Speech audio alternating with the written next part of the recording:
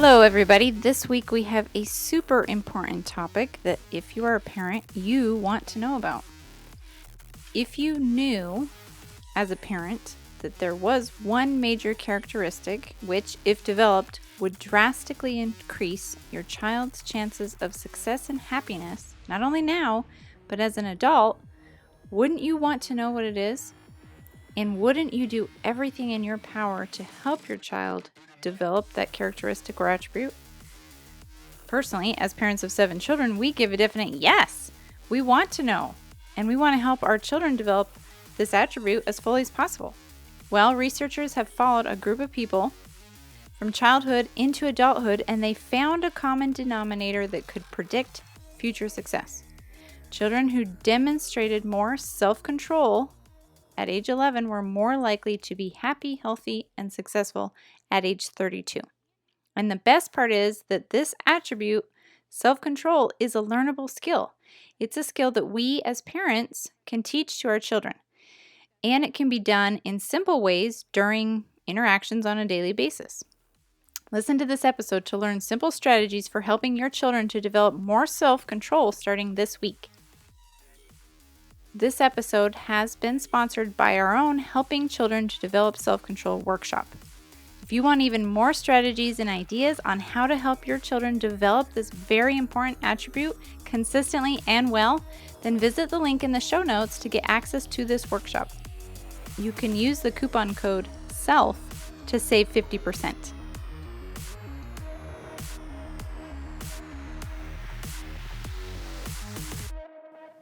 Hey guys, welcome to another episode of the Extraordinary Family Life Podcast.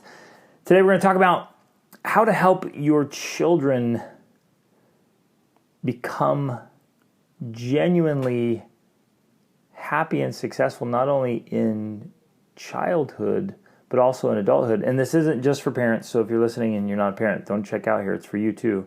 So this is the key factor, and the research has found that there's one leading thing above all others determines one determining factor in children. One leading characteristic. A leading characteristic in children that is a determining factor in adulthood if you're going to be really happy and successful. It's a predictor of future happiness, success, wealth.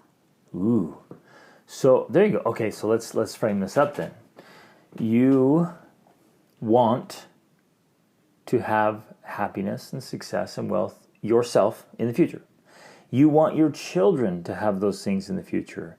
And so when research says there's one predictor that's the common denominator, the greatest indicator, Greatest contributor. the greatest contributor, there it is.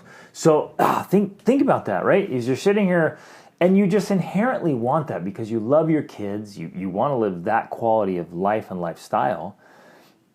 So you said, what works? Mm-hmm. What is the greatest contributor? And we're going to tell you in a second. Focus on? Yeah, what's most important? Because oh man, this one gets me so fired up. Ladies and gentlemen, do not accept advice from just anyone. Don't take advice. Don't ask for advice from people who do not have the things you want. The qualities and the attributes and the characteristics, the lifestyle you want. If they do not have the happiness and success and wealth that you want, don't go soliciting advice. And people jump online and ask for advice from Facebook, man. And then people respond and like any random like, oh, do this, that's what I do. And you're like, oh, that's great. Like, what? How do you know it's great? Exactly. Is it working? Is it getting real results? So today we're going to give you... Wait, I just have to interrupt with that because it's so funny. Because I had a reel on Instagram that went viral. And one of the comments someone left was... Because I would obviously get some stupid comments on there of like... You should have done this with your child, by complete strangers after watching a 7-second reel. And... then someone said, and I would respond saying, well, blah, blah, blah, this is it. And then someone said, if you didn't want advice from people, why did you post on Instagram? And I'm like, what? If you didn't want to take people's advice, why are you posting? And I just think that's too common today. People are posting on these social media platforms to get advice from basically strangers. And Which I is really responded funny. saying... We weren't even posting a question. We were sharing something of our life, and she's like, well... really, she felt like her role was as a commenter, as a viewer, is to give us advice. Right? Like, why else would I be posting unless I wanted advice? And I responded like, that's the worst idea, to take advice from strangers on a social media platform. Like, you should be seeking advice only from people like you were talking about, who you would want to emulate. Like, results. You have great results with your kids. I'm going to take your advice. But somebody posting on Instagram or Facebook, I have no clue what their kids are actually like, or their parenting is actually like, or their relationships. Why would I listen to anyone on those platforms unless I knew for sure what it was they were actually like and what kind of results they had? So, that's our little detour for a second about take advice from the right sources. The right sources. So we circle back. This isn't what well-documented research. Yeah, so it's not like somebody's over opinion. Decades. This is just like, watching groups of people for decades, they saw, man, when we saw this in kids, this came out later in adults. It predicted their success 20 years later. So what is that indicator? What is that factor? The thing that was the greatest predictor indicator of happiness and success later in life? And Good it grades. Was not. Just kidding. It was grades. not that, Not because that grades. was something else I wanted to bring up. That a lot of people, a lot of parents think, oh, if my kids do well in school, they get good grades, they have a high IQ, they're smart. And we spread that message through society. Oh, we absolutely We do. as a society are like, look, go to school, get good grades, get a good job. That's how you'll you be succeed successful. in life. And this indicator we're going to talk about today may play out a little bit in that, but it's not the grades themselves. It's not getting the grades themselves. No. In It can fact, contribute to good grades, but it's not. the research actually shows, particularly with wealth, Thomas Stanley, I think it was. I was going to bring that up. Yeah, The Millionaire Mind talked about, that was a great book, man. He talks about how grades, there was no correlation at all between grades in school and Wealth. someone becoming a millionaire. Yep. And I think that was one of the books that kind of switched our mindset about this whole idea from the early on in our homeschooling journey, because we were like, there's no correlation. And, wealth is not the end all of success, but it's a part of success. Yep. And there's no correlation at all between good grades and wealth. becoming wealthy. Yep. Anyways, I just wanted to interject with that little... Yeah. You got to throw that out there. It's not there. the grades. So we're going to get to this indicator, but most importantly, and we can tell you, and we will tell you. In fact, you and I, we come across things like this all the time where they say, hey, here's a great factor. Here's a common denominator. This is what successful people do. Here's the key to happiness. And we might look at it and go, oh, that's nice. But then we have to, the next question obviously is, and you guys know that you're intelligent, thoughtful people. The next question is, well, okay, how do I cultivate that? That's the key. Because you can have the answer. It's like people, in many instances, people know what they should or should not do, but that doesn't keep them from doing it. Like, that's the human journey. Like, I know I shouldn't eat this, but there it goes. And I know I shouldn't watch that every day, but guess what I'm doing tonight? And so we keep going along. The key then is we find out first what it is that actually works, not the silly ideas from the herd, but like, what is it that actually works? Where's the real research? Then we find the research, and step 2 is how. Let's create an actual plan. How do we cultivate this more? And then 3 is, how do we honor the plan? So identify the target, make the plan, honor the plan. Mm-hmm. And today we're going to share the research and then our experiences and what we've been able to share and learn with others and from others, and how we see this played out in so many instances, and how I saw it play out this weekend. Parker and I had this really awesome opportunity to participate with an organization called Aerial Recovery. Just a really solid organization. I think this organization, as far as humanitarian work goes, is more aligned with our own personal vision and mission and values than any other organization I've seen, where not only are they saying, look, we're not going to go do helping that hurts, right? We're going to go do helping that helps, and we're going to address really critical issues. Their focus is mainly on like disasters, so hurricanes, earthquakes, tornadoes, or wars, war-torn countries, or wherever, like where there's great need, and go in not as, with the savior complex or anything, not going in as we're great, we're here to save you. It's like, let's go in, let's get on the ground when people need help the most, and just be a resource, and not drain, not take away from the limited resources they have, but go down and be resourceful and help people help themselves, and lift and build and encourage and motivate, and be there to love and strengthen and rebuild, and then not just walk away, but stay through the next few phases of rebuilding, and do it with extreme competence and with high standards of refinement and integrity. Oh man, I love it. So we went to this training. It was a 4-day training. Parker and I slept probably, I think, 9 hours in the last 4 days. Yowzas. It was good. We were just going and learning about medical and logistics and how to, get in there and take care of ourselves and take care of our team, and then take care in a disaster situation where everything is chaos. And that's something I have wanted to do. As long as I've known you. Even before, I was thinking about that. You guys, when I was in Peru when I was 20, and there's this storm phenomenon called El Niño. And it's just these storms that come around every, few decades or whatever. And they just wreak havoc and destruction. And I was there. I was in the jungle when El Niño hit. And I watched rivers swell and swell and swell, and then wipe out massive bridges and literally eat homes. The river I was standing there on the road. I was standing on this dirt road, and I could feel the whole ground just rumble. It was these massive boulders were being pushed down this river like they were pebbles. And I just watched it eat homes that, before had been 20 or 30 feet from the river. Now the river had grown so much, and it just consumed the home right in front of our eyes. Everything that family owned in the world just took it down the river.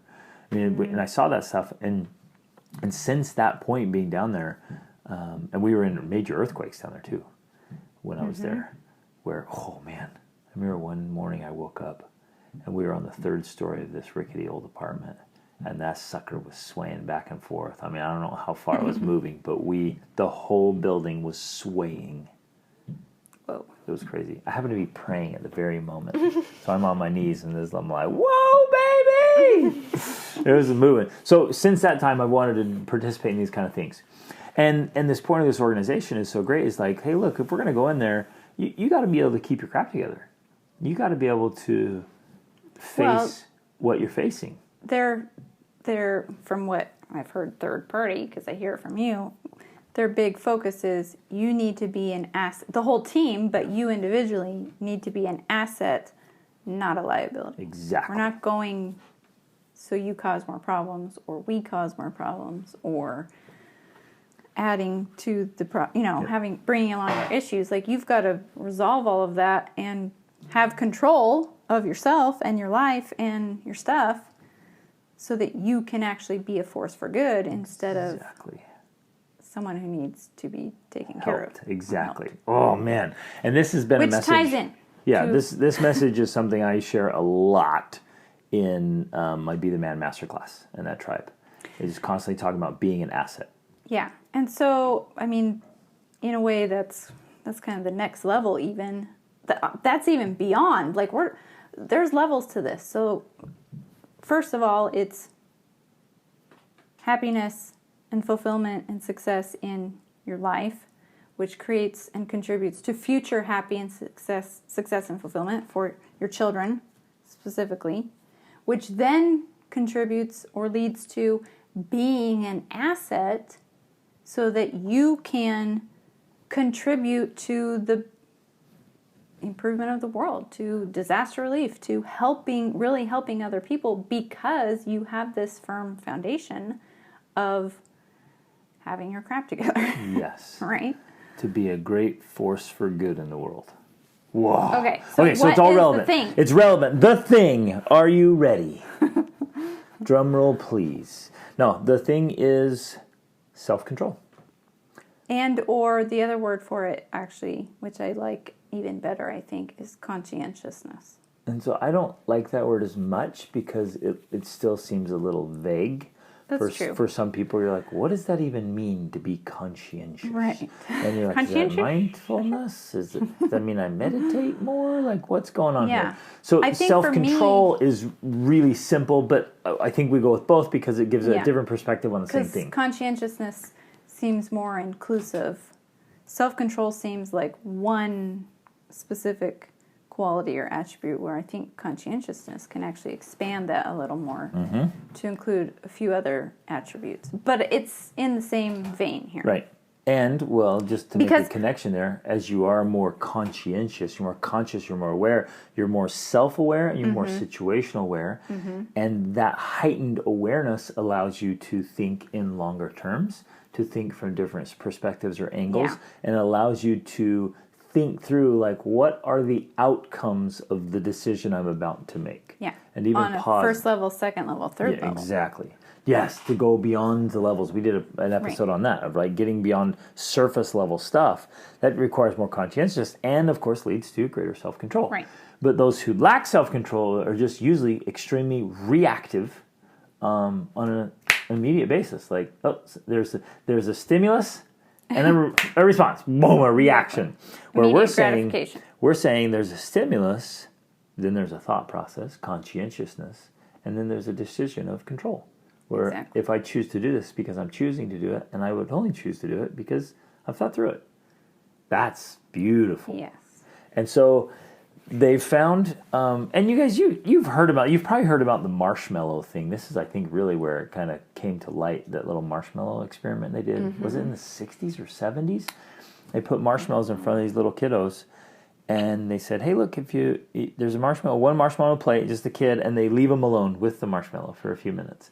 And they said, you can eat it now if you want, or if you'll wait, we'll give you another one in a few minutes. And that was it. It was super simple. And then they followed those people through decades and watched how it played out. So a lot of the basis was started there, and then it's been replicated. But it's this idea of, like, if you can choose to delay gratification in that instance, and that was just kind of an indicator. If you can delay some gratification, some thoughtfulness, have a little more self-control, then that's going to play out in major ways for the rest of your life.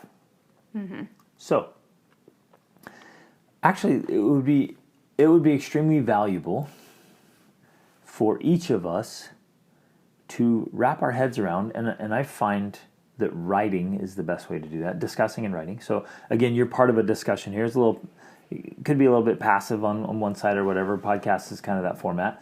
But you're part of a discussion here, is we're going to just kind of think through this out loud, like what is self-control and how do we do it. But I want you to spend some time discussing it with your spouse, with your friends, with whatever. Just discuss, like, what does it mean? What is it really?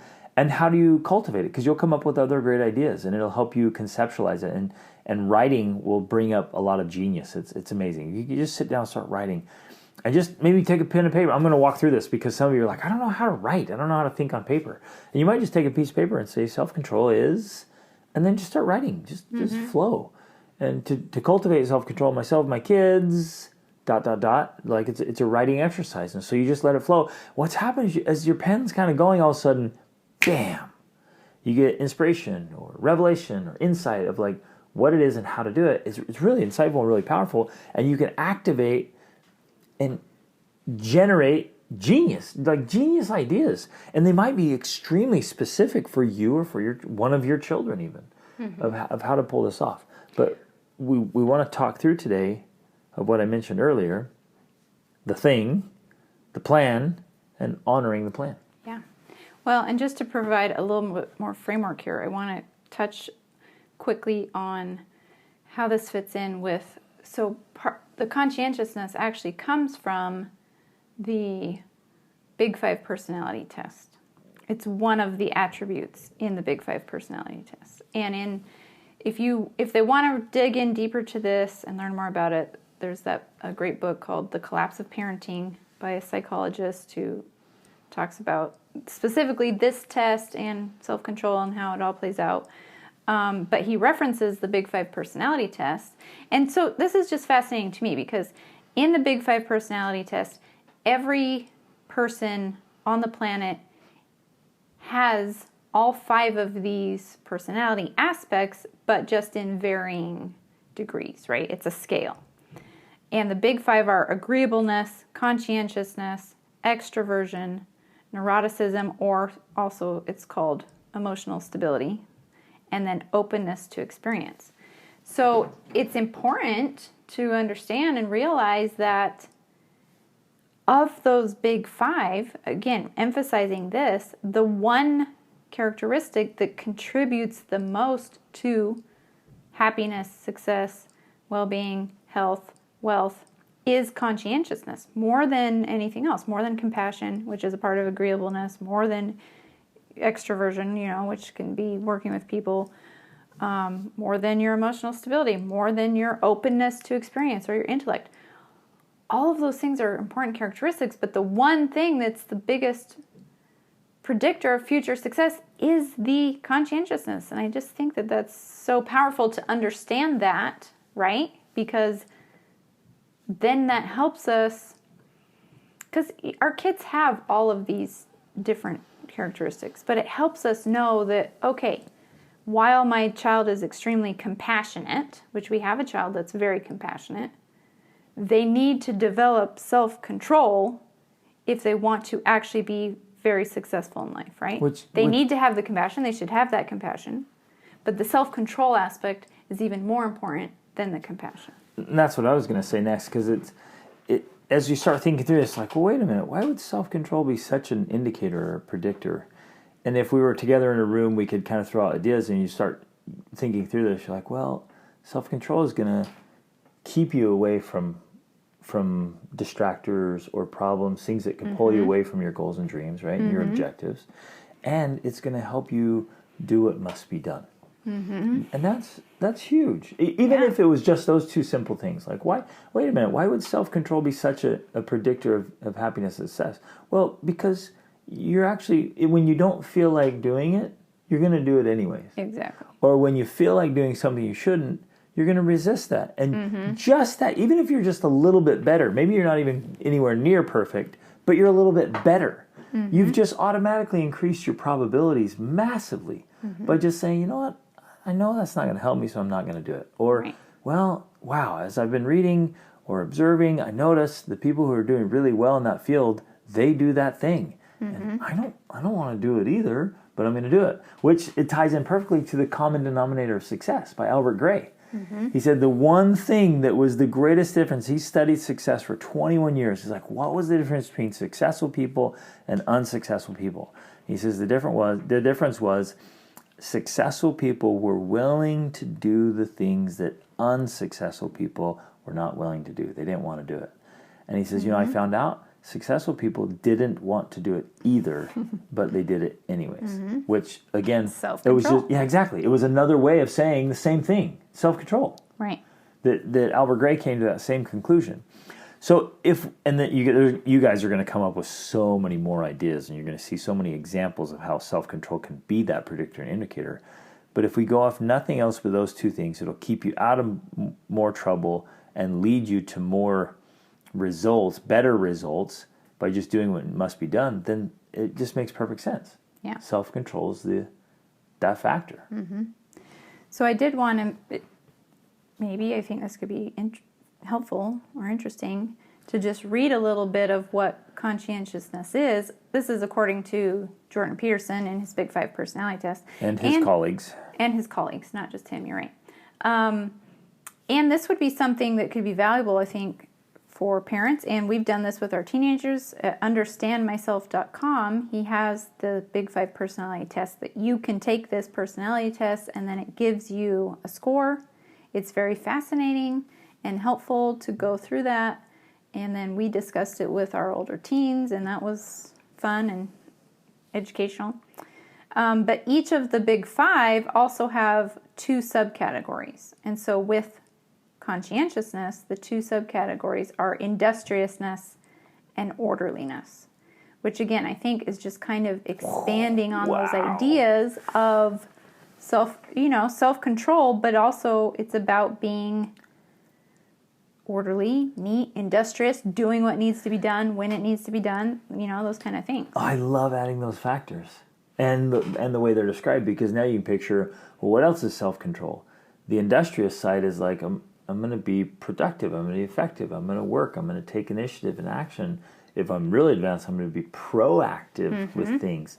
Like I'm going to be a producer instead of just a consumer. Right. And then on orderliness, like environment affects everything. How you take care of your body, how you take care of your appearance, how you take care of your space, everything from your bedroom and closet to your car and your garage and your workspace, right? So the orderliness, and how you even order your thoughts and your mind and planning and strategizing and scheduling and logistics, all of that, which all came up this weekend as we're talking through every element of going into a disaster for humanitarian relief, and then putting in the hard work of doing it, because this comes up too, is like, hey, well, this needs to be done, and it's exhausting, or it's extremely hot, or extremely cold, or there's bugs, or you know what, your favorite meal won't be available for a very long time.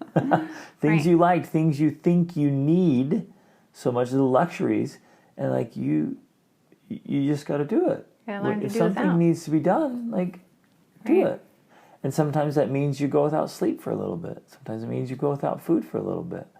Sometimes it means you go without some of your luxuries for a little bit. And if there's an urgency or an emergency, can you just do what needs to be done? One night, as part of a simulation, they just had us lay down and go to sleep, and we felt very, very fortunate because we had one little mat to share, one teeny little sleeping mat. And so Parker and I, Parker's my 18-year-old son, we just cuddled up and shared one teeny little mat for the few precious hours of sleep we got that night. 3 hours or something. Yeah, and so you just, okay, great. This is what it is, and that's what it is. So get up and get what you can, and then get up and put a smile on your face and go about your business. Instead, unfortunately, most of us going around griping and moaning and whining and complaining. There is an extreme amount of complaining and whining in our society. Yeah. Well, and in The Collapse of Parenting, it's by Leonard Sachs. He talks about that is one of the major plagues of this generation, where parents, in response to probably how they were parented, because that's usually how it works, I mean, they're essentially losing boundaries, not creating boundaries, I guess. They're not creating boundaries. They're not passing on the culture to their children. They're not having expectations. He talks, his subtitle, which in some ways I don't agree with the subtitle because, well, I'll explain, but like the subtitle is why something about treating your kids like your adults and why that's a problem. Well, I don't personally agree with that because I feel like I treat my children like adults, but in a different way. The way he talks about it in the book is essentially like, whatever you want, that's what we'll do. Right. You know, you decide if you're going to play video games. You decide if you're going to go try out for the football team, or if it's too hard, you're just going to quit. Like, if you're going to stay up all night and sleep in all day. You decide. Okay, you decide. And so his thing is, you're treating children like adults, and that's wrong. And in my mind, I have a different approach. We have firm boundaries and rules and standards and expectations, but then we say, you know, you take charge. You be in charge of you. Here's the guidelines. So it's a little different approach than what he's talking about in the book.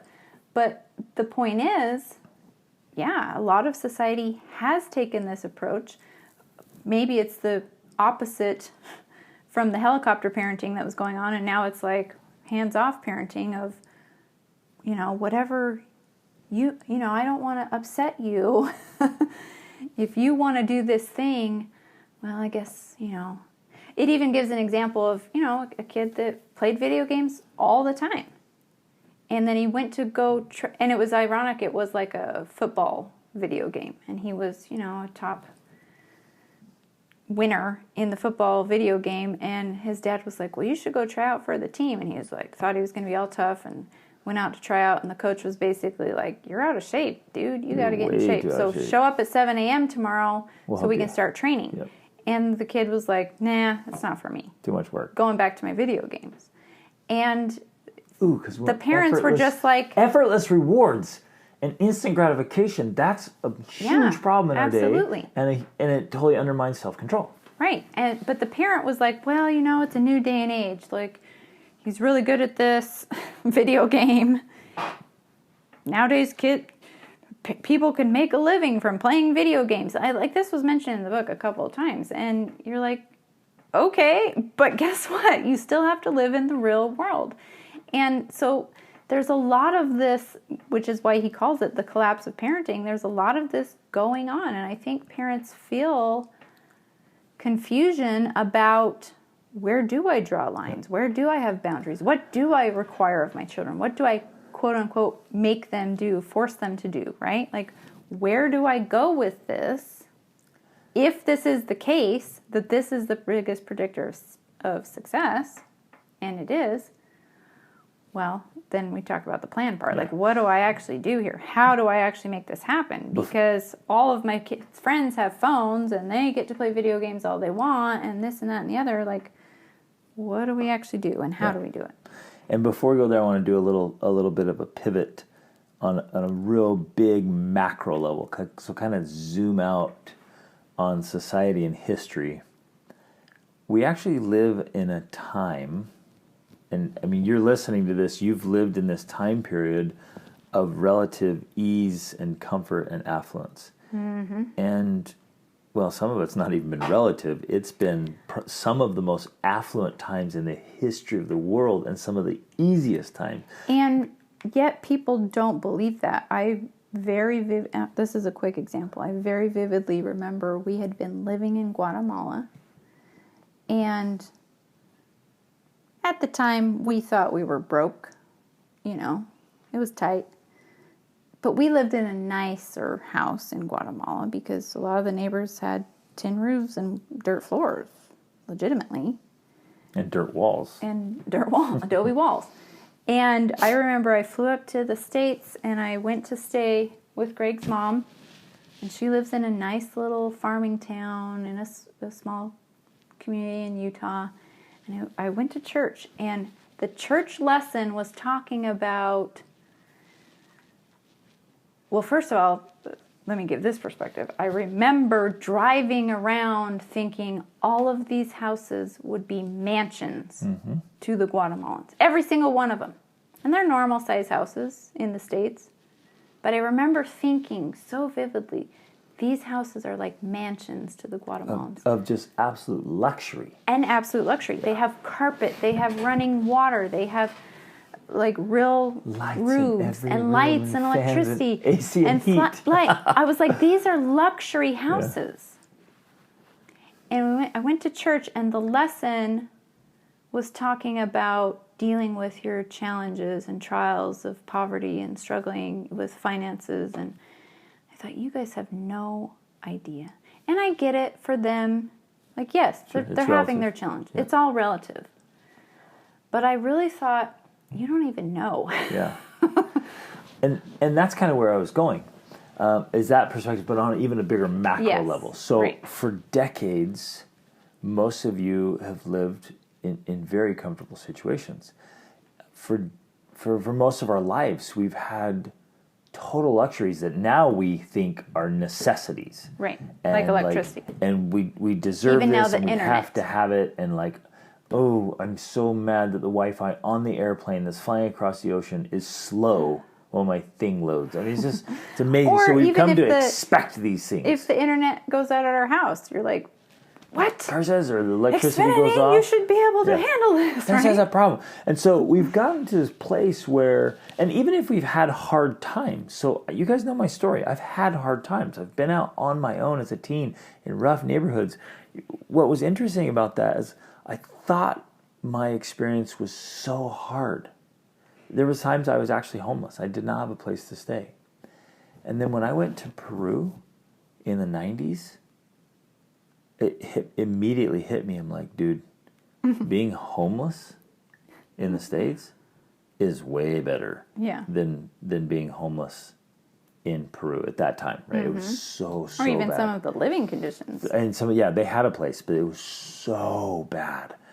And it's way, way better now. Peru's way better, and so many places have advanced. The whole world has just advanced. Right. I mean, we think it's going down the drain, but it's overall, not. It's globally, actually... things have progressed so massively in the last few years, even in developing countries. So we've been in, for years now, been going to Central and South America, and we've been able to watch, because we keep going back, we've been able to watch the total transformation. But my point is that we live in such an affluent, easy time in the history of the world that it has allowed us to be, quote, successful, or at least survive and even kind of partially thrive by not exercising self-control. So some people might listen to us and totally disagree.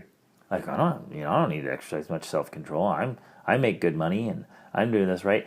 And I look around and I'm like, so 70% of the population in the U.S., this is both kids and adults, is overweight or obese.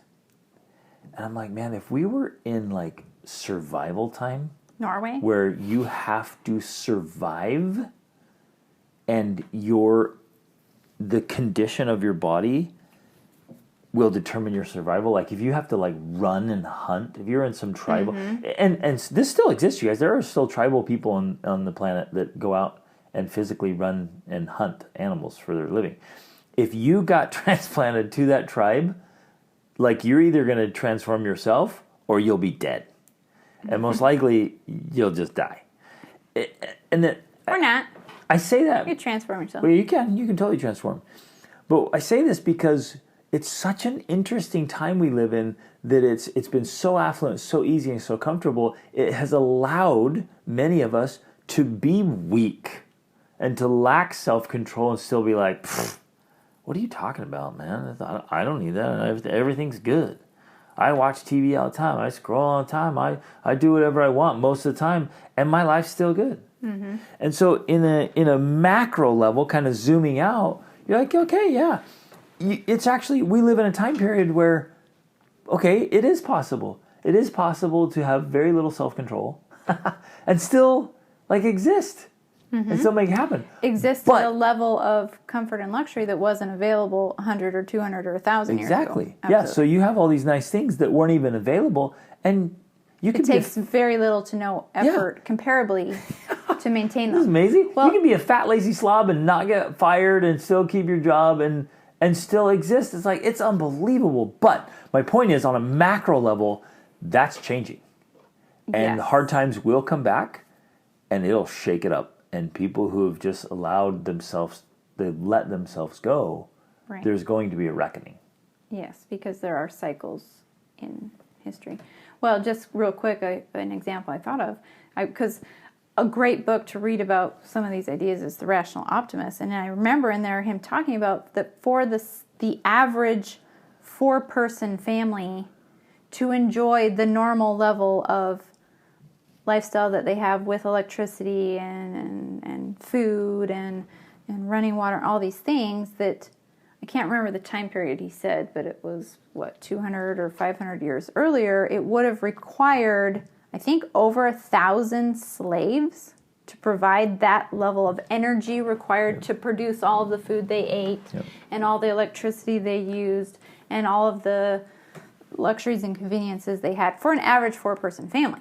So it was really shocking to me, I guess, to think of it in that way because, and he also talked about that it was the advancement in technology that was one of the things that allowed for the emancipation of slaves because energy was necessary for living at higher standards. And once you had other energy sources, then people were more willing to be like, okay, we'll give up human energy as an option. Yes. Which was just a fascinating side note. So, anyways, living in our time period, thank you. I think that actually ties it back in perfectly. Living in our time period, we love technology and all the inventions and the comforts of society. That's actually a really wonderful thing. It's made our lives better. But it's also a two-edged sword in that it allows you, if you're not careful, it allows you to really drop significantly in self-control without like deep suffering. The harsh consequences that would come otherwise. Like death. Yeah. Like if you let yourself go, you die. Right? Exactly. There's been times in history that's like that, and there's no guarantees that some of that stuff's not coming back.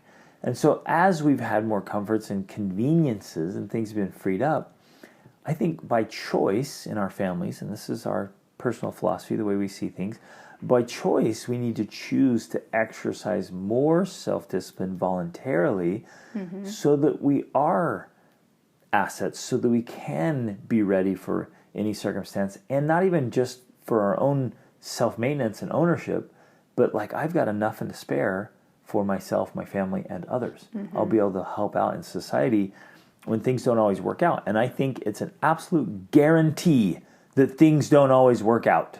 And if you haven't been in a natural disaster or a war, you will be at some point. And then you'll be tested. You think it, ooh, man, I get fired up. You will be put to the test. And you think, because you can rationalize it right now and be like, what? Like I'm in my neighborhood, I go to my job, I'm like, I do what I want to do when I feel like doing it. If I don't feel like doing it, I don't. And it works. Right. But that won't work. It works because it's a miracle that it works, though. Like exactly. Jordan Peterson has this thing miracle. he says where he's like, every single day we should walk out of our door or wake up in our house saying, oh my gosh, I can't believe it. The electricity is on. The water works. I have heat. This is amazing. Yeah. I can't even believe that society functions this well, because for most of the history of the world, it has not. Yeah. I wasn't attacked by a neighboring tribe last night. Exactly. And robbed blind and half the family killed or carried away. And like that's been the story of history. Right. And now, and we think now that this is the new normal and it will always be this way. But it's not meant to go to this gloom and doom part here, but like there's cycles in history, and there's no guarantee that what we have now is going to remain as it is forever. In fact, but that's just I would feel comfortable saying at some point in your life you are going to be tested and tried. At least, if not on a societal level, a personal level. Yep. It's coming, cycles. And so will your children.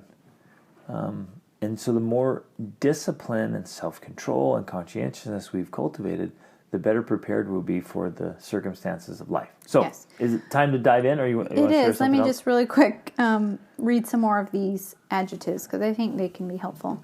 So conscientiousness is also associated with attention to detail, hard work, persistence, orderliness, as well as adherence to rules, which can be a good thing. Standards, I have to add that for us rule breakers here. Adherence to rules, standards, and processes. Conscientious people are careful, reliable, organized, self-disciplined, and persevering. Unconscientious people tend to be more laid back, less orderly, more inconsistent, less reliable. They're more likely to procrastinate and are less likely to persist when pursuing their goals. Will you read that again? So pay close attention here. She's going through those. That's the place where we get into trouble. So we can call it conscientiousness or lack of self-control. This is where we get into trouble, that last part.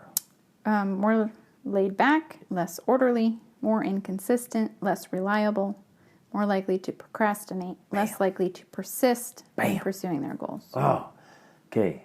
So inconsistent, unreliable, lack persistence or perseverance, right? Procrastination. Even if we only went with those four, like how much trouble and heartache and failure would those four things cause in life, in your life and in your kids' life? And Absolutely. when I get to talk to audiences all the time, and especially in youth, and I think across the board youth are consistently have for the last decade or more, they admittedly say procrastination is one of their biggest problems, if not their biggest problems. Like we talk about, hey, why aren't you getting more done? And they're like, oh, it's procrastination. They just put it off. Which, interestingly, when you think about self-control, is like, hey, this needs to be done, And somebody with self-control sits down and does it. Somebody who lacks it says, I'll get to it tomorrow. Yeah. And then tomorrow, and then tomorrow. And then if they get to it, it's like a rush, put it together, and it's not as well prepared. And we get it out the door. And guess what? It still works. I got it done. And there weren't that many harsh consequences. And so we get into this space where like that. So inconsistent, unreliable, those things will destroy you because they also destroy trust. So this little element of lack of self-control carries over to everything else. So what's the plan then? We know that... Well, just a quick side note. If people are fascinated in our actual scores that you and I have on this Big 5 personality test, they can listen to a previous podcast episode we did on it where we actually went through all of our scores. It was funny. And entertaining. And it's insightful. And I think all of you should take it. Now, these scores are not permanent. They don't mean this is who you are and where you are and that's your life. It just shows you where you are currently and what you need to work on. Exactly. So we can always increase in conscientiousness and in self-control and self-discipline. Well, that's a good thing to point out here because what the research shows, not only does self-control and conscientiousness contribute most to future success in children, but it is something you can teach. Yep. You cannot necessarily change your child's IQ, although there's some discussion about that. You can't obviously change their eye color or height or any other, a lot of those other things, but you can change their levels of conscientiousness and self-control. Yep. And there's very specific ways that you can do that. So thanks for pointing out. It's a learnable skill. Exactly. And if you or your children haven't learned it, okay, so be it. Change it. If you've developed negative habits around it, all right, change those. Replace them with good habits. This is something that all of us can do. And we can do better and better with practice and persistence. So I think that's the hopeful message here. Because this is where I lovingly reach through the microphone and grab your shoulders and get a little close and say, hey, that you're not stuck. Do not acquiesce to, well, this is just the way I am. Or that's just how my kid is. That's not true. You might say, well, I've tried. Okay, you haven't tried everything. And maybe you haven't tried long enough or hard enough. And tried a different method that actually works. You can do this. And I can say that confidently because I did it. I wasn't born like this. I wasn't like this as a young man. I cultivated this stuff. I worked on this stuff. And I get stronger and stronger and better at it because I work on it. So the plan now. We got to make the plan and then honor the plan. The plan, like how do you start cultivating self-control?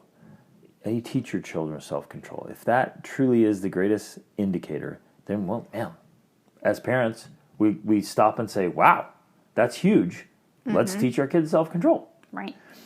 How do we do that? Well, this is gonna get a little tricky here, and Rachel and I were talking about it. Well, let's start with the conventional approach, which is very simple. Because in his book, he kind of just says, well, you make your kids do stuff, which that's the part we want to dive into some nuances with.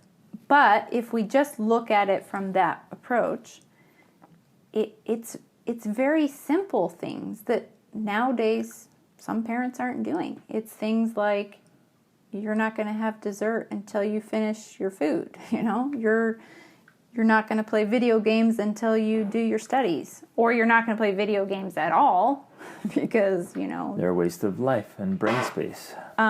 You're going to pick up your room before you can do this thing. It's kind of like you have these rules, these expectations, these requirements, and then as the parent, you're making sure that those actually happen instead of just like, oh, it's too much work, it's too much effort, who really cares? It doesn't really matter if their room's a disaster. It doesn't really matter if they spend a lot of time on their video games. It doesn't really matter if they're watching a lot of Netflix. It doesn't, it's this kind of doesn't really matter attitude. Or it's not worth the fight. Or it's not worth the fight. The kid fights back, I'm out. It's just, right. Okay, fine, just go. That's a huge indicator that this isn't happening, that this self-control isn't being taught because the kid wants to do their thing. Of course they do. And so if they fight back and mom and dad throw up their hands and acquiesce, well, they're learning, great, I get to do whatever I want and there's no real consequences for it. All I have to do is squawk. Exactly. So they're learning the opposite of self-control. They're learning to fight for a lack of self-control. Because that's honestly what they're fighting for. They're not fighting for the harder path. They're fighting for the easier way. Yep. And they get it, and so they're not learning self-control. Because essentially, that's where it does start. It starts with mom and dad requiring that they do certain things and then making sure that those certain things actually get done or happen because they are practicing this self-control in the moment. When they have to make themselves eat the food before they get the dessert, or when they have to make themselves clean up the mess before they can, do XYZ, then they are practicing using that muscle of self-control because they're like, I have to do this thing before I can do this other thing. That's the basis of self-control. But this has a huge, and this is where it gets a little tricky here. There's an art and a science to it. I have seen that backfire so many times. It just doesn't work. And so the parent forces the kid to do something, and the kid is just like so resentful, hates the parent and the way the parent is doing it. Mm-hmm. So it's like because it could be a correct strategy, but just being implemented how the strategy poorly. Is implemented could. And so the kid's like, fine, I'll just do it. And they pick up this habit of like, when my parents are around, I'll do it. When leaders are around, I'll do it. When teachers are watching, I'll do it. As soon as they're gone, I'm doing whatever I want. Mm-hmm. And that's where I've seen this backfire numberless times. As soon as they turn their back, so they haven't learned self-control at all. They've just been controlled. Exactly. They're like these slaves that, like, as soon as the slave master's not around, like, whatever I want, right? I'm going to try and escape. Yeah, it's like it's a story out of the Old Testament, right? They just thought they had been in slavery for so many generations. When they had freedom, it was crazy. So it has to be done effectively. Well, right. And this is where the art and science of it comes in. It has to be done in such a way that they actually feel like they're the one deciding to do it. Yes, I'm choosing to control myself. Exactly. And this mostly comes down to relevance. As parents, one of our greatest responsibilities is to make sure that what we have our children do is relevant. They have to understand why. You might have to repeat it 10,000 times. But, it better be relevant. This is where I also see a major failure points. Parents just have stupid, arbitrary rules. These dumb standards and things. This is what our family does. Why? Because that's how we do it. And what do you do that for? I'm teaching self-control. Like, well, it's dumb. You guys can tell I'm fired up. Because it's so dumb. You come up with this totally arbitrary standard, and the kids hate it. And they're like, yeah. And they actually get this negative association to self-control and self-discipline and this kind of stuff because they're like, that was idiotic. There was no point to that. Which it would be fascinating to see, and I don't know if they could ever do specific research on that because in the long run, maybe that approach would still be better than the parent saying, whatever, do whatever you want. Sure. Because they're at least learning some level of self-control, even if they hate it or resent it, right? So in the long run, they could be better off than by just saying, I don't care, it doesn't matter. And interestingly, some will be worse off because they'll resent it so much they'll rebel. Maybe. And they'll fight against it. Yeah, because they feel controlled. And so, well, no, there's been many instances where there has been some instances. They feel so controlled, and so they do the exact opposite. Yeah. Right. I know I did that as a teenager. I rebelled. But ultimately, though, I guess I did come back to what I had known before. I returned to it when I finally started thinking on my own instead of thinking in terms of rebellion. I started thinking, well, wait, what do I actually want? And how am I going to get that? And I returned to what my parents had taught me, but it was after a period of rebellion. So that's a likely scenario in that case. But I'm just speaking hypothetically out loud right now of like, maybe that still would have been better than the approach of some parents nowadays of it doesn't really matter. Do whatever you want. Yep. Because in those cases, the children aren't being trained on anything. Right. Like anything goes. Whatever you want to do is fine, which is happening in society nowadays with a lot of things. And so there's no boundaries, there's no borders, there's no expectations. There's no need for control, because what are you trying to control yourself to do if there's nothing you are supposed to do or have to do or need to do? But all that aside, there's an even better approach of doing this, a better way, a higher level of training them to have control, but in a way where they very much feel in charge of it, and that they're not being forced or made to do it, or made to do stupid things that don't make any sense in the name of having self-control. And I think something that has worked really well for us is this approach of, hey, it's your choice, but if you want this certain reward or outcome or consequence, positive consequence, this is what you have to do. So they choose to do the action that's developing self-control, finishing their food or cleaning up their room. And then they get the reward for it, but we're setting it up in a way, we're approaching it in such a way that they're literally making the choice, if that makes sense. Absolutely. Like internally, mentally, they're choosing, okay, I'm going to do that. Because that is the only, by definition, self-control. Right. When they choose to do something, maybe they'd rather not. Like, oh, I'd rather just sit here and do nothing. Or I'd rather honestly. not eat this dinner and still have the dessert. I'd rather not work out because it's hard and sweaty and hot and it strains my muscles and makes me sore. I'd rather not apologize because apologizing it feels awkward and tough. I'd rather hold on to my grudges because it feels like I can justify. I mean, all these rathers. But if you can walk them through that and say, well, it is your choice, but please understand there's consequences both ways, good or negative. It's your choice. And depending on the kind of person you want to be and the kind of life you want to live, this is the better choice. This is the higher standard. I like the positive side. Yes, we have to have boundaries. Absolutely. We have to have rules. Like you don't cross this line, right? Here are the lines. Don't cross that. Here are the boundaries. Don't violate that. But there's also this other positive side of like, here's a super high standard. Let's pursue that. Let's move towards that. So it's forward-facing movement. And if you want these rewards in life, you're going to have to exercise a lot of self-control to get to that level. Right. Well, and I when you're talking right now, I think we do need to emphasize that a little bit, because I think people don't necessarily understand or know that side of our parenting. We do have some hard boundaries. And if some of our kids push close to those boundaries, you and I have those moments when we firmly kick back. I don't know if that's the right way of phrasing it, of saying, no, this is too far. Yeah, absolutely unacceptable. They're rarer in our family because they don't even happen now. They sometimes happen with I'll say our 11-year-old right now, right? But even then, I don't want to be misunderstood. It's not bad.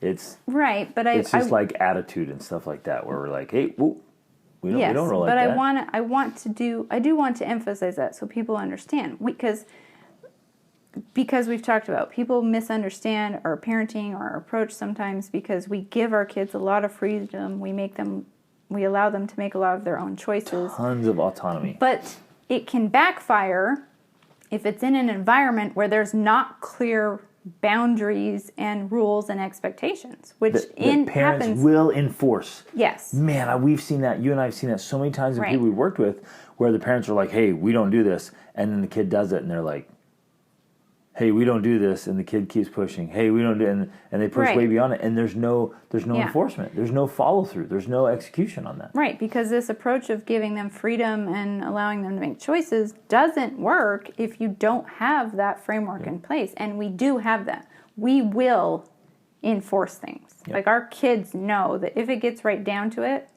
do not mess. Devices are gone. This, that, like they know we have our points where, man, they're going to get it. They're going to lose consequences. They're going to, it's going to be unpleasant for them. And even in that, the way we implement and follow through with, let's call this disciplining in this instance, if they were to cross a border, the way we handle that, there's still strategy. There's still tact. There's still diplomacy. Yes. So there's not even resentment for that consequence, and it's been clear up front, and we do that we do it well. I would where say, some people are yes. screaming and yelling and insulting and it causes a major damage to a relationship in the way the boundary is enforced. Yes. Well, and in expounding on this, that doesn't mean our kids don't get annoyed or bothered with it in the moment, especially. But there's always this full circle resolution of them saying, okay, I love you. Yeah, you're right. I'm sorry. They come back and there's closure on that. It doesn't mean in the moment there's not upset or that they're not unhappy with our decision or because choice. We've messed up their druthers. Exactly. But ultimately there's this resolution of, okay, we love each other. We want to be parented by you and we're sorry. And, but it's this, I guess I don't know how to explain it except that there's a resolution. It doesn't go unresolved. Right. It continues to move forward in a healthy way, if that makes sense. Yep. So it's critical then to get clear about what your boundaries will be and how you enforce that. Because keeping boundaries helps to develop self-control. You can't have self-control without boundaries because otherwise there's nothing to control. Right. And that's, some of those things are built into society and systems, which is very good. Like if you don't show up and do work, you will be fired. If you don't drive on the correct side of the road, you will die. Or if you go too fast or you drive like a crazy man, you'll get a ticket. So there's some of those things built in where you're like, okay, I got to control myself because I don't want the negative consequences of crossing a boundary. That's the one side. So as parents and as people, I have to set up my own boundaries. I have strict boundaries for me. Mm-hmm. Obviously, there are boundaries in our marriage. Yeah, and absolutely. There has to be. And if I cross one of those boundaries, I expect you fully to drop a hammer. Exactly. Hard. Because you just don't cross the boundary. Mm-hmm. And we've seen that dynamic in marriages where there's no clear boundaries, and so one spouse will keep pushing and pushing and pushing and pushing, and the other spouse is like, I'm miserable, I hate this, I want this, terrible, our marriage sucks, and nothing. They never drop the hammer or put their foot down so hard that spouse is like, yeah, I better control myself more because I've crossed these boundaries. Exactly. So there's boundaries with yourself, and you better be hard on yourself in the healthy way.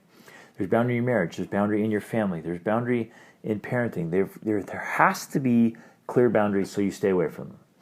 On the other side, so write those down, get clear about those, discuss them, practice them, execute them.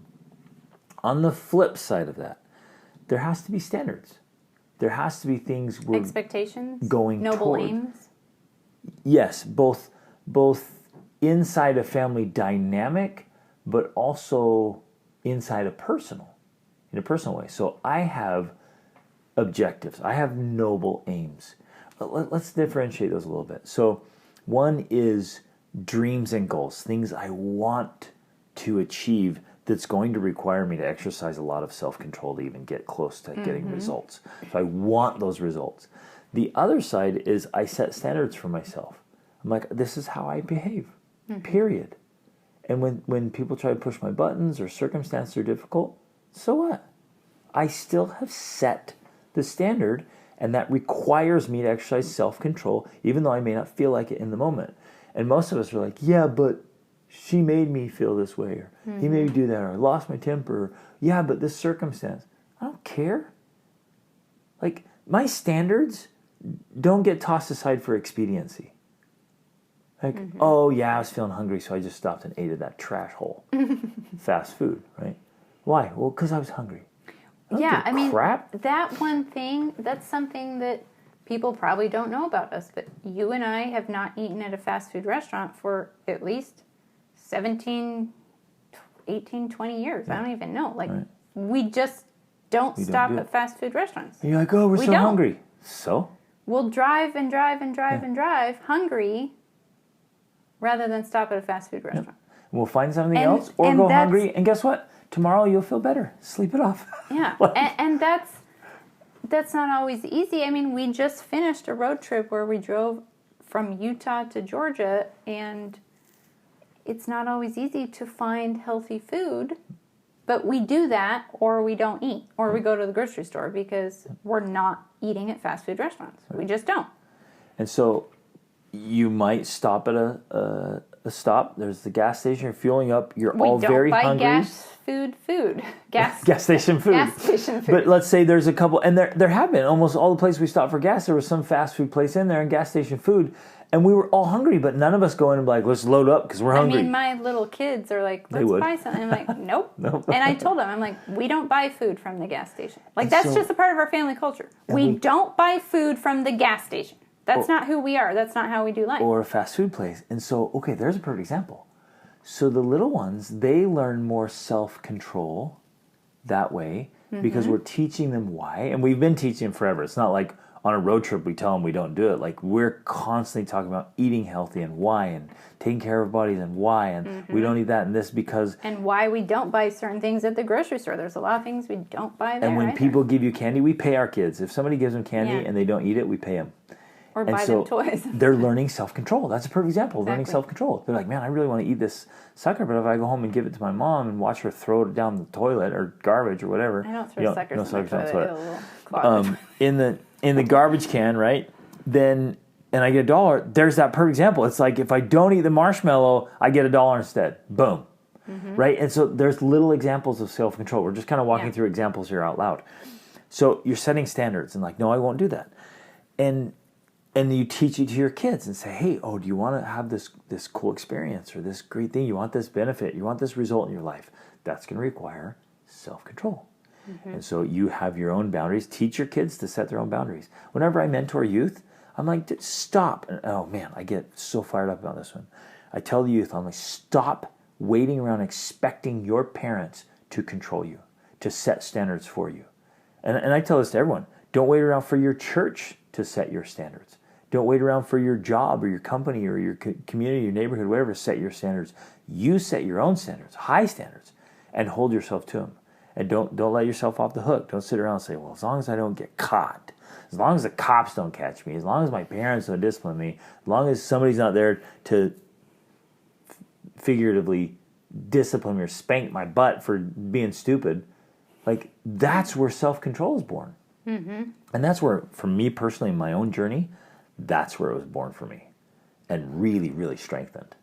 I have a tremendous amount of self-control. And I'm not saying that in boasting. Like, I saw early on, because you guys, I was out when I was 16.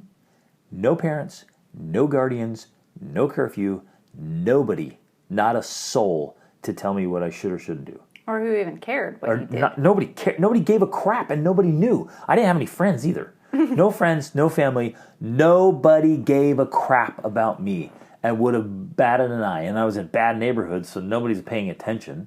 There was not a soul to say, hey, do this, don't do that. And so, luckily, fortunately, I had enough conscientiousness I don't know how. to say, I don't either, man. It was just a miracle. I give God the credit, I guess. But somehow I could just see, like, well, don't do that. That's stupid.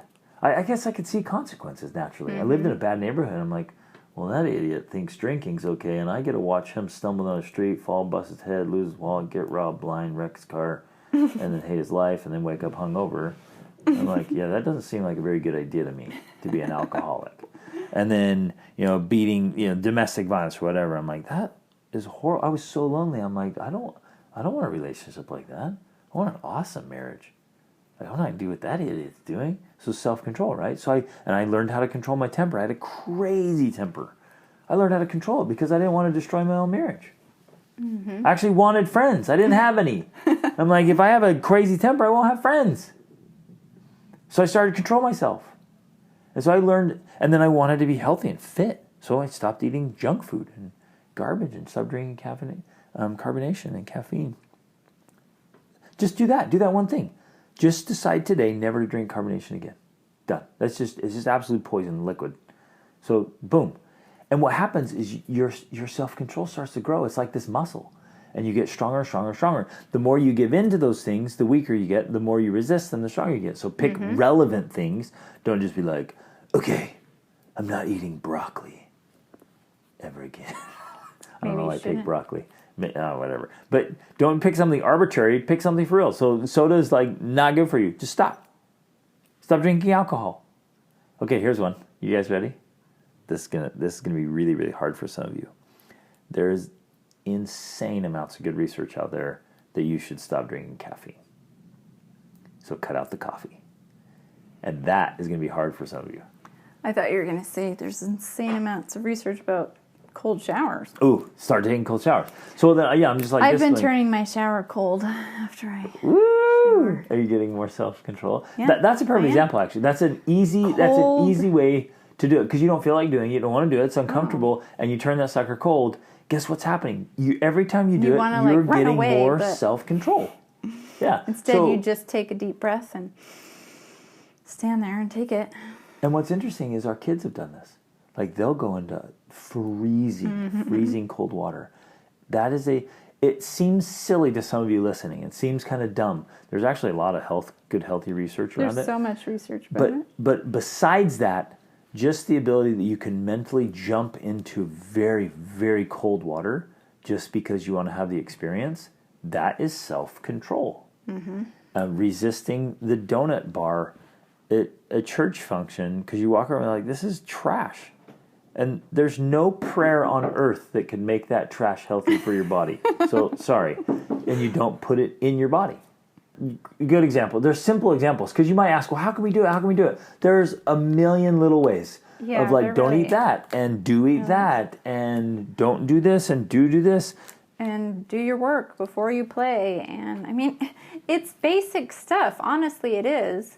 But I think for a lot of reasons, a lot of factors, but one of them being this, like you mentioned, this affluent society that we live in now, it's easy to just be like, well, why? Like, I'd rather just do this easy thing. Yep. Why not?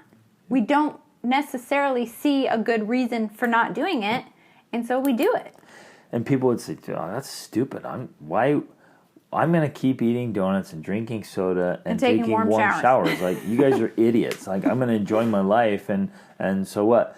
I feel like promising you at some point in your life that'll come back to bite you. And we've seen it again and again. Yeah, we've seen it so many times. And when things change or alter, or you get to a point where you desperately need to have massive amounts of self-control for some situation, you can't just get it in the moment. And you might say to yourself, well, I will. When I really need it, then I'll do it. Bull. That's like saying I'll be able to pick up my kid who gets injured and carry him 5 miles out to the hospital, because then if you're not in a condition to do that, sorry. Right. It's going to wreck you. And in fact, we saw that in the simulations and the training we did over the weekend. Like, when it's time, you guys have heard me say this. The time to perform has arrived. The time to prepare has passed. Yep. Self-control is your time to prepare. You are preparing for some future situation or circumstance when you're going to need it, and if you don't have it, it's just going to be too late. Yeah. And as you go along, I mean, you guys know this already, you get it.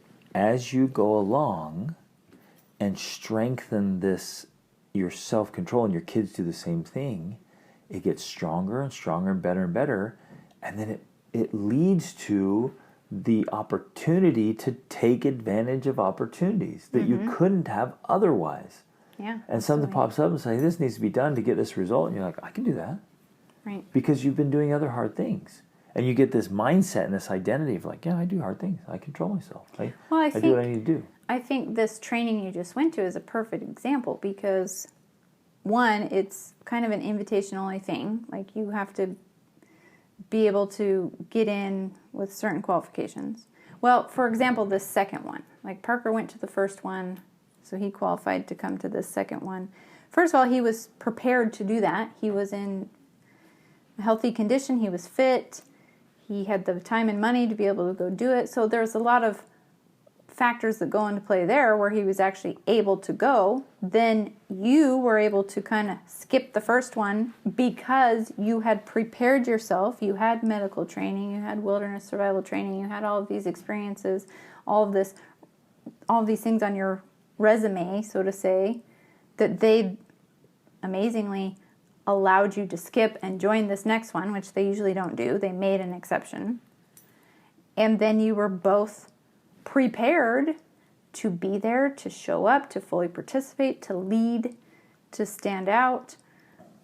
And that honestly has taken you a lifetime to do, a lifetime of learning and self-discipline and cold showers and, all of these things that prepare you to be an asset.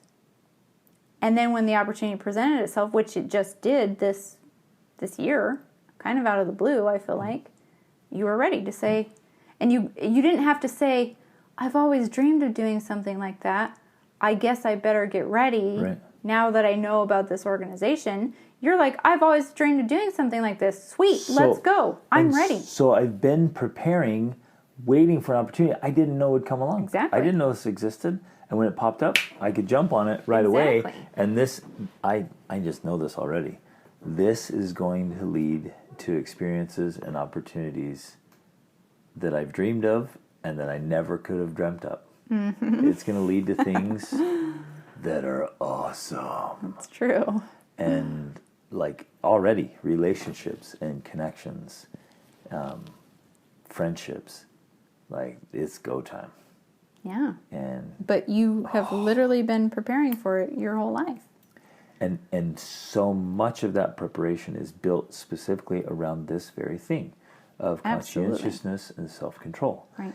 So in that, I want to go, do you have something else? Well, I kind of wanted to go back and touch on specifically these strategies for teaching it to kids. Because we have been talking a lot about individual self-control, which is obviously key. All of us as parents, I think, need more self-control in order to teach self-control to our children. But specifically with this idea of the nuance of doing it, whether you're making them or you're doing it in a way so that they're choosing it. Because I think there is a nuance there.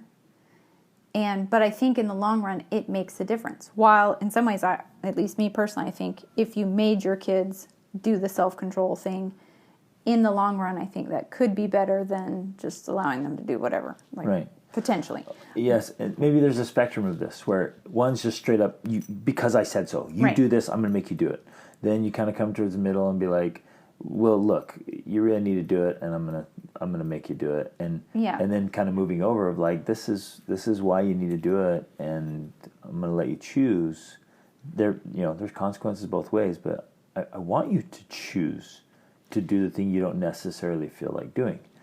Yeah, I think that even that's part of the nuance there, is that you could just make them do it and because I said so, but if you are framing it in a way where they realize they need to choose it, it's a good thing to choose it, here's why it's going to bless you and help you if you choose it, that's that's more powerful and empowering because they are understanding why it needs to ultimately fall on them, why it ultimately comes down to them deciding. And so even while they're young, having that approach of you need to choose this or you get to choose this, and this is why. We always do that. No, you get to. Because they're like, why do I have to? You don't have to, you get to. Yeah, we say that all the time. Why do I have to do this? You don't have to do it. You get to do it. Which, I think that's been huge in our family. Yeah. We take this approach of, we get to do hard things. This is uncomfortable. It really is. You don't have to. We get to. Right. It's so simple. Yeah. But it reflects our attitude of like, yeah, this is hard. My legs are burning, or I'm so hungry, I'm so tired, or whatever. Like, no, we don't have to. We get to. We actually get to do hard things. We've had that approach. And then we've also made it part of our culture of the DDHT, Dennings do hard things, that even our little girls get. They're like, yeah, Dennings, DDHT. They say that all the time. Dennings do hard things. It's almost like this privilege and this identity of like, no, we do hard things. Exactly. We get to. Let's go. Right. Instead of, whoa, this is so terrible, I'm so hard, man. That happens whining around and crying 11. and complaining. There's still some of that. But even then, they still know, though. It'll be something challenging that, okay, I always talk about this because it's a perfect metaphor. You can tell when your kid's ready to transition because they'll do something like, we like paintballing. But paintballing hurts. You get shot, and you're running through the woods as fast as you can, getting shot. So Rachel would never do this. Paintballing. Well, you've never even been. I've never been. I don't want to. And she doesn't even like it, and she's never been. That's hilarious. But that's not her thing, right? She's like, I don't want to do that. Not my hard thing. But when you have an 11-year-old, finally, he's like, I don't want to get shot, so I'm not going. And then finally he's like, I want to go so bad, but I know I'm going to get shot. And you see him wrestling with this, and he transfers over, is like, that was awesome. Let's go. It's worth getting a few welts for the game. I'm amazed at our 15-year-old daughter that goes and gets she huge loves welts, this stuff. and I'm like, oh my God. And she's so tough. But she gets it. So the teens, they get it, right? They get through that phase of like, it's worth it to me to pay the price and do the uncomfortable thing to get the reward. Mm-hmm. That's where it's at. It's so powerful. So yeah, how you present it, how you view it, how you talk about it matters so much. Yeah, the words you use make a big difference, I think. So inside the making of it, we got to make it. The way you make them do it matters. There's tact and strategy to the way you make it. This is why it's hard, and I think it's hard for people to grasp this approach that we have. I don't even know if I know how to fully articulate it, because we're making them do it, but in a way that we're making it optional. It's like it's optional, but it's not optional type thing, and yet it still is optional. Right. So ultimately, they're deciding to do it, and they have voiced this before. Where they're like, well, you know, I know I have to do it because if I don't, like, I don't even know what they say, but it's like, I know I need to do this, but ultimately they're still deciding to do it, if that makes sense. Right. And so it's challenging to articulate it, to explain it, to do that. We might just be confusing people more at this point. Like, what? You're making them do it, but not making them do it? Like, how are you doing this? We're making it a choice, but like, there's also making it have an expectation and a standard. And perhaps where it comes in is by explaining it.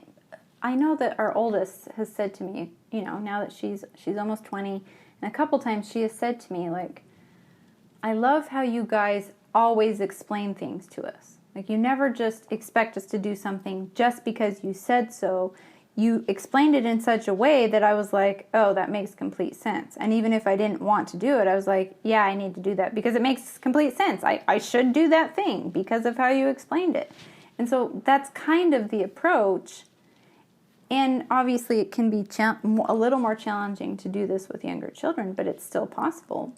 But you make them in a way by convincing them, by articulating it and explaining the reason behind why. Yes. Why do you need to exercise? Yes. Why do you need to eat the food on your plate? Why, before you have the dessert? Yes. Why do you need to clean up your room before you go play? Like, we're really good, I think, at explaining it in such a way that they're like, yeah, okay, I get it. Rachel, I love the way you just explained that and gave me this visual of it. The making in our case isn't, I just told you and you better do it. Right. The making Which includes, rarely works that well. No, nor the dad lecture, nor I'll spank you, and like, it's not the carrot or the stick. So part of our philosophy of making our kids... On occasion, I do a little bit of that when I feel it's necessary, especially with certain ages when there's some pushback and they really don't care about effort or anything. I'm like, or here's at certain a little ages bit of it. where they can't cognitively wrap their heads around it. Yeah, you're like, you're doing it because I do these things for you, and if you want to eat my food, I expect you to do this. You simplify it in that way, right. With some things. Make it part of the team effort. Like helping out around the house is a big piece of that. But I want to come back to this visual image of it. When you and I say, hey, we're going to make our kids do something, it includes this unified effort of persuasion, influence, and motivation. Yes. So it's not like, you'll do it because I say so. It's this, big push of like, let's do this. Here's why we want to do this. We're doing it as a family. Which often includes a big discussion. Yeah. And the one thing I've been wanting to get through this whole discussion is modeling. Mm-hmm. They have to see you doing it. And if they see you exercising self-control, if you are a model, if you're the poster boy or poster girl of self-control, and you do it in a healthy way, an appropriate way, and they see the results, and they see that you are happy and successful, and that self-control has led you to that. That self-control works and it's worth it. They're like, wow. They have this living example of the benefits of self-control right in front of them. Now, if you exercise a lot of self-control, but you're pretty miserable, they're going to be like, I don't want any of that. Or you don't exercise self-control and then try to get them to do it, they're going to look and be like, it's not working for you, and you're a hypocrite. So all this will backfire. Mm-hmm. But if you exercise lots of self-control and you get results that they want that are really attractive and appealing, then you're like, hey guys, we got to exercise self-control to get things we want. They're like, yeah, because look. So this actually came out in a really beautiful and kind of special way. This is sacred for me. Parker went to this training, and he was by far the youngest person there. And most of the people there were already well into their careers. Some of them actually retired already from careers they've had. And pretty dynamic, awesome group of humans. Capable and competent. Very capable and confident, and like expertise and mastering a lot of things. And almost all of them were like, man, I can't, this is so cool. You're here with your son. I can't believe he's here. And so, wow, we were like so impressed by him. Like, he's just all in. And I heard a couple people, in fact, multiple people, I would just call them all people were like, what are you doing here? Like, you're 18, man. Like, I can't believe you're here. What are you doing here? And I was kind of around the edge, and somebody walking like, what are you doing here? And he's like, what? Oh, they're like, did your dad make you? Did your dad make you come and see for you? And they're like, no, I want to be here. They're like, seriously, you want to be here? And somebody was like, why? Why do you want to be here? And I was overhearing, and Parker's like, I have watched my dad for years have the coolest, craziest experiences, tell these unbelievable stories, and do things that so few people get to do. And he's like, I want that. I want to be able to do what my dad's doing. And so I'm here getting the skills because I know it's the skills and the self-control and the discipline that's led to the extraordinary things he gets to do. I want that. And I'm going all in, right? It was beautiful. And I'm just like sitting there like, yeah, baby, yeah. Right? And they were like, oh my gosh, whoa, right? And so he's been watching and listening all these years. And I've been telling him, like, well, I learned this, I did all these things, I learned that. And so now it has clicked so powerfully to him. He's like, I want it. And you know what else was really cool? After the first day of the presentations, he walked over to me. He's like, Dad, I realized I've been wasting time, and the time that I spent like on other things, nothing bad, but he said I could have used that time to be learning these specific skills. Because in that training, they're like, look, in order to save this person, you need this skill. In order to help this person, you need this skill. In order to do this, you need this skill. He's like, I could have been working on those things. I could have been using that time to learn languages, to practice medical skills, to practice knots, to level up. He's like, I need to be spending all of my free time leveling up so I can be an asset. It was beautiful. And that's self-control. Right. That's having free time and choosing to use it to be a better human being. Mm-hmm. And to be an asset for society. Which is ultimately what this is about, and which is why it is a bigger predictor of success, because if you choose of your own accord to use your time for those types of activities, you are going to be more successful and happier and wealthier. Like, it's just so clear. Right. And obvious. So then there's 1,000,001 ways, and you'll come up with ways to actually strengthen self-control and conscientiousness. Mm-hmm. To, well, on the one side, stop procrastinating, be more reliable, be more consistent. Well, I also think this is a good time to talk about one of my favorite books, Atomic Habits by James Clear, because he also talks about, and I think this is an important part to it as well, that people don't always think about. We think it's just about practicing discipline, but it's also about creating systems that support your success. Like he mentioned simple things. If you want to work out in the morning, like put your running shoes right next to your bed. Like you make it easy for you to do the good things and harder for you to do the bad habits. Like that's just a simple strategy that we definitely employ in helping us have better habits. We just have good systems that help us do those things. Yep. And then, well, the habit and the system, I think they're twins, man. They're twins of success and happiness, and cultivating those. And that once you get them in there, it's actually easier. In fact, some of the things you'll do, it'll require more self-discipline, self-control in the beginning, and then afterwards it just becomes easy. Yeah. It becomes a no-brainer. Altering your identity also helps with that too. Of like, you know what? I am a healthy person. Mm-hmm. I am. And so you're like, oh, I don't want to eat. You're like, no, I don't even eat that stuff. I don't do that. So it's not a temptation anymore. Right. I don't look at a Dr. Pepper and be like, oh. I have to exercise self-control to not drink a Dr. Pepper. I don't put that crap in my body. Where before, when I first stopped, it was like this inner battle of self-discipline and control the whole time. Like every time I saw it, somebody else was drinking it. You go to the restaurant, like they have or the gas station, they have like fountain drinks over there, right? And now I'm like, you couldn't pay me to drink that crap. Right. Well, and then when you are making that transition, that's especially when systems come into place, because, if you just never buy certain things, if your system is, I go to the grocery store, I don't buy these things, well then it's much easier to practice self-control at home because you don't have all the crap in your pantry or your fridge. Exactly. So you're not constantly battling that. You have the system that's supporting your healthy habits. Exactly. It's worth mentioning here the concept of motivation. When you're feeling really motivated, it's actually easier to exercise self-control because the motivation's there.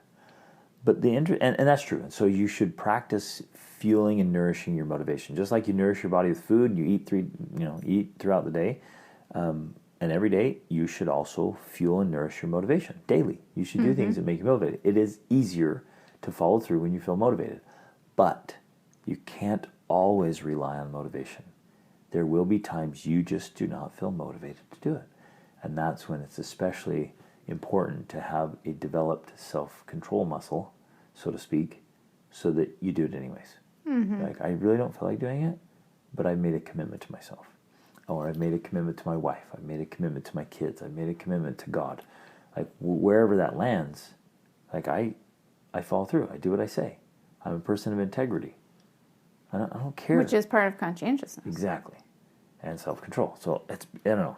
So get motivated, have the systems, build the habits, but on those times when you can't count on those, do it anyways. And so do it with small wins right now, things you know you can do. So make and keep commitments. This is the first easy step for not hitting your self-control. snooze button. Yeah. So I'm going to get up tomorrow at this time, and I'm not going to hit the snooze button. Bam. That's one way of developing self-control. And you started the day with self-control. You're like, boom, okay, now I'm going to eat a healthy breakfast. Boom. Now I'm going to send 5 emails. Boom. Now I'm going to organize one of my desk drawers. Boom. And so you just go through your life, and wherever there's holes in the bucket, so to speak, if you're trying to fill the bucket, you got to look for the holes. Where are the holes in your life that are actually preventing or harming your self-control practices, right? Is there something getting in the way? Get those things out of the way in your home and family, and implement it. So, anyways, this stuff matters so much, and it literally affects every single part of your life. I mean, it would be valuable for all of us, to think through, like, is there any part of our life where better self-control wouldn't help? I can't think of any. It's going to be powerful. And then, here's the thing about this. If some of you are still on the fence here, like, is it worth it? Like, what can or will it cost you if you don't do this? What could it cost you or your family or your life, especially when things get tough? If you haven't prepared, you haven't practiced this, what will it cost your kids? Yeah, and in the lives of your children. And I personally, we both believe this, that a lot of the problems that we are seeing today in the world with youth, young adults, and adults come down to this very issue, that there is a major lack of self-control, and this includes mental health issues, anxiety, depression, because ultimately mental health is a lack of control of thinking. It's thoughts gone out of control that are spiraling downward into darkness, and that's a major contributor to serious depression and anxiety. And so if you learn how to control your life in simple ways and learn how to control your thinking in simple ways, you can learn how to avoid things like that even. And so it is very, very critical, I think, like in such a big way, even bigger than we probably imagine. Agreed. Well, and connected to that is this part of our society where we want an easy fix. Like we just want to medicate everything. Yeah. You're like, well, there's got to be some simple, easy way that doesn't require effort for this. That's actually counterproductive to everything we're talking about, and everything that our kids need is we want to give them some stupid, easy solution to just kind of bypass it, some pseudo substitute. Yeah, that absolutely is a thing. And I know we're almost done here, but I want to bring this up because this is something else that I just listened to the book on the way back from our on our road trip, and that's one of the things he talks about in this whole collapse of parenting.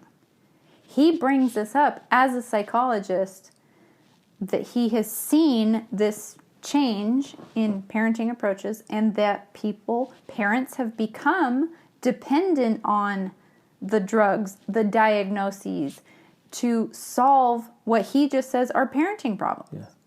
The kids having behavior, they must have ADD or ADHD. Let's give them a drug. Instead of, you actually need to parent them. You need to create boundaries and expectations and rules and enforce them. And so I think that this has gone to an extreme where any little issue that's happening in parenting, parents are like, they must have some diagnoses that we need to get taken care of and medicated. No, you need to just parent. Yep. And what's interesting about this is, so let's just go direct connection here. So let's say there's some lack of self-control in the child because it hasn't been developed. The underlying cause of that is the parenting, and there's poor parenting. The underlying cause of poor parenting is lack of self-control in the parent. Absolutely a contributor for sure. Right? Yeah. Yes. So there's a connection there, especially in specific instances where if you as a parent have more self-control, it'll help you personally, and you'll be a better parent, and that better parenting will help your children develop self-control. And it has the opposite effect. So instead of spiraling down, it spirals upwards. Exactly. And we and our children get what we want with happiness, success, and wealth, and living great lives. And so, if circling back now, research shows it is the greatest predictor and indicator for those things.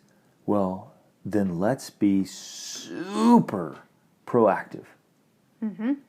Because it's learnable, because it's teachable, because it's a skill that anyone can acquire.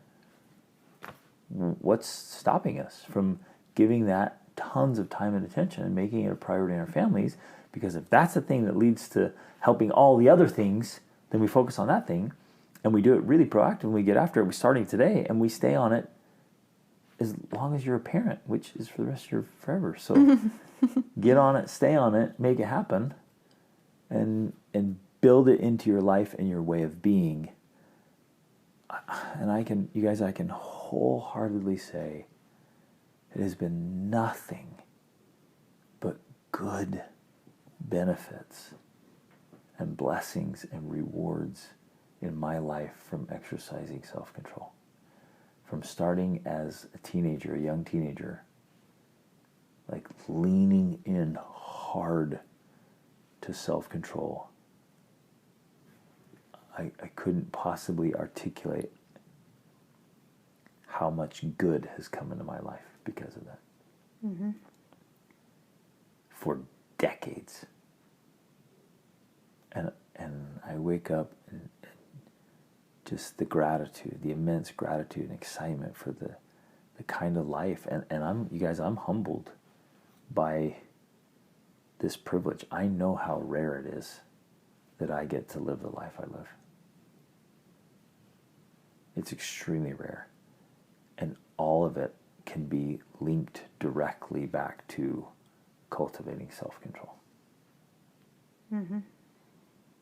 I can't think of anything more powerful or persuasive to say to you about this than that. All the amazing things in my life have a connection back to self-control. So, my friends, get after it. Build it into your life, your way of being, and your family. Family legacy. We have done that. We've built a family legacy around self-control. And it's made all the difference. So, make it happen. Love you guys. Thanks for listening. Reach out.